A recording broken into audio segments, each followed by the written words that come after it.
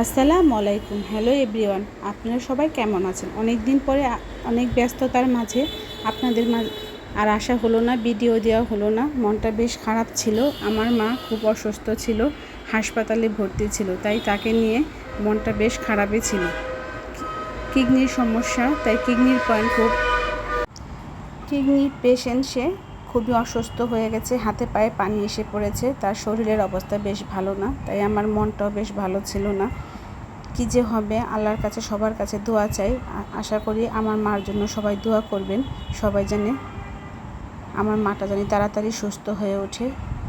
এত কিছুর মাঝেও একটু মন খারাপের একটা বিষয় ছিল যে কিছুদিন হবে আমার এক বড় ভাই মারা গিয়েছে, তার জন্য মনটা খুব বেশ খারাপ ছিল। সে কিভাবে যে আমাদের ছেড়ে চলে গেল বলাই যায় না। মানুষ এই পৃথিবীতে আসে ক্ষণস্থায়ী, কেউ চিরস্থায়ী না। এই পৃথিবী ছেড়ে সবাইকে চলে যেতে হবে। কখন যে চলে যাবে কে কাকে ছেড়ে কিছু বলাই যায় না। তাই তার যাওয়ার মাঝে দিয়ে আমার মনে খুব একটা কষ্ট। তাকে ভোলা তো যায় না, তার স্মৃতিগুলো মানুষের মনে, আমাদের মনে স্মৃতি বিজড়িত হয়ে রয়েছে। মনটা পড়লে শুধু খারাপ লাগে যে সে একদিন ছিল, এখন সে নেই। কিন্তু এই যাওয়া আসার মাধ্যমেই মানুষের জীবনের পরম নীতি। এই পৃথিবী ছেড়ে সবাইকে একদিন চলে যেতেই হবে, কিন্তু ভালো মন্দ মিলিয়ে এই পৃথিবীটা। আমার মা কালকে আমাকে ছেড়ে চিকিৎসার উদ্দেশ্যে দিল্লি রওনা হয়েছে, ট্রিটমেন্ট করানোর জন্য। আশা করি আল্লাহর রহমতে আপনারা সবাই তার জন্য দোয়া করবেন, সে যেন চিকিৎসা করে ভালো করে ঢাকায় ফিরে আসতে পারে আমাদের মাঝে। কেননা যার যার মা তার তার কাছে অনেক প্রিয়। আমার মাও আমার কাছে অনেক প্রিয়। তার শরীরটা যদি তাড়াতাড়ি সুস্থ হয়ে যায় চিকিৎসা করে, তাহলে আমাদের মনটাও খুব ভালো লাগবে। আমার ভাই বোনরা সবাই তাকে নিয়ে খুব চিন্তিত। আমার বাবাও তার জন্য খুব মন খারাপ। কেননা একটা মানুষ অসুস্থ থাকলে সবাই তার জন্য টেনশন করে। আর মা তো মাই হয়, মার চেয়ে আর আপন এই পৃথিবীতে কেউ হয় না। যখন বলা যাবে যে তোমার কেউ মা না থাকবে, তখন বোঝা যাবে যে পৃথিবীতে কেউ নেই। কেননা মার চেয়ে পরম আপনজন এই পৃথিবীতে আর কেউ নেই। আমার বোনের হাজব্যান্ড মাকে নিয়ে দিল্লিতে রওনা হয়ে গেল। কালকে গিয়ে তারা ফ্লাইটে করে দিল্লিতে পৌঁছেছে।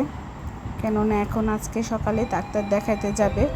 আশা করি সবাই তার জন্য দোয়া করবেন, সে যেন সুস্থ সবল হয়ে আসতে পারে, এবং সবাই তার জন্য দোয়া করবেন। কেননা সবার দোয়াই আল্লাহর কাছে পরম কামনা। দোয়া ছাড়া পৃথিবীতে কিছুই নেই। অনেক কিছু আছে যে আল্লাহর কাছে দোয়া করলে আল্লাহ তা কবুল করে, এবং সবার দোয়াই সবাই কবুল করে। রোজার মাস, সবাই একটু ব্যস্তই থাকে, নামাজ কালাম পড়তে হয়, তারাবি পড়তে হয়। এই রোজার সময়টা যে কীভাবে চলে যায় বলাই যায় না। কেননা সওয়াবের সময় বেশি দিন থাকে না। বরকতের মাস রোজার মাস। সবাই এই রোজার মাসে প্রচুর নামাজ পড়ে, রোজা রাখে এবং দান খয়রাত করে, জাকাত দেয়। সব কিছুর মাধ্যমে পৃথিবীতে আল্লাহ বরকত নিয়ে আসে। এগুলোও যেন রোজার মাস আসলে আমাদের সবারকে আল্লাহ এক পাক্কা মুসলমান বানিয়ে দেয়। সবাই সবার পাশে থাকবেন এবং সবাই গরিবদের সাহায্য করবেন। কেননা আমরা যা খাইতে পারি তা তো গরিবরা খেতে পারে না, তারা অনেক কষ্টের মাধ্যমে জীবনযাপন করে। কিন্তু আমরা যা খাই, ডাল ভাত, আল্লাহর কাছে শুকুর আলহামদুলিল্লাহ। আমরা যদি সবাই সবাইকে সাহায্য করতে পারি, তাহলে আমাদের দিনগুলো ভালো যাবে এবং আমাদের মন মানসিকতা ভালো হবে। কেননা এই মানসিকতার মাধ্যমে মনুষ্যত্ব বোধ লুকিয়ে আছে। মনুষ্যত্ব না থাকলে মানুষ মানুষের মধ্যে থাকতে পারবে না। মানুষ মানুষের সাথে মিলেমিশে থাকতে হলে মনুষ্যত্ব বোধটাকে জাগিয়ে তুলতে হবে। এই মনুষ্যত্ব বোধের মাধ্যমেই আমাদের ভিতরে যে প্রকৃত মানুষটা তা ফিরে আসবে, এবং আমরা একে অপরের সাহায্যে করে পরিপন্থী হতে পারবো। কেননা এই পৃথিবীতে কেউ ক্ষণস্থায়ী না।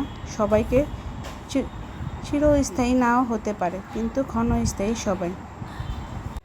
শত ব্যস্ততার মাধ্যমেও আমাদের রান্নাবান্না করতে হয় এবং জীবনযাপন করতে হয়। কেননা রোজা থাকলে রোজার ভিতরে কামও বেশি, সোয়াবও বেশি। যে যত কাজ করবে তার সোয়াবও তত বেশি হবে। এবং পরিবারের জন্য যে আমরা রোজা রেখে রান্না টান্না করি, তা হলো একটা সোয়াবের আরেকটা বিষয়। কেননা আমরা রোজা রেখে তত ধৈর্য ধারণ করে আল্লাহ পাকের পরিপন্থী হয়ে না খেয়ে আমরা সব কিছু সামনে নিয়ে বসে থাকি ইফতারির সময়। এগুলো আল্লাহ আমাদের পরীক্ষা করেন এবং সোয়াব দান করেন। এগুলোর মাধ্যমে আমাদের রিজিক বৃদ্ধি হয় এবং আমাদের আল্লাহ পরীক্ষা করেন যে আমার বান্দা কতটুকু আমার কাছে পরিপন্থী এবং আমাকে মানে এবং আমাকে জানে। তাই রোজার মাধ্যমে সবার ভিতরে মন মানসিকতা অনেকটাই পরিবর্তন হয়ে আসে। তাই সবাই আমার মার জন্য দোয়া করবেন, আমার বড় ভাইও যেন বেহেশত নসিব হতে পারে তার জন্য দোয়া করবেন। আশা করি আল্লাহর রহমতে সবাই ভালোই থাকবেন, আমিও ভালো থাকব। আল্লাহ হাফেজ।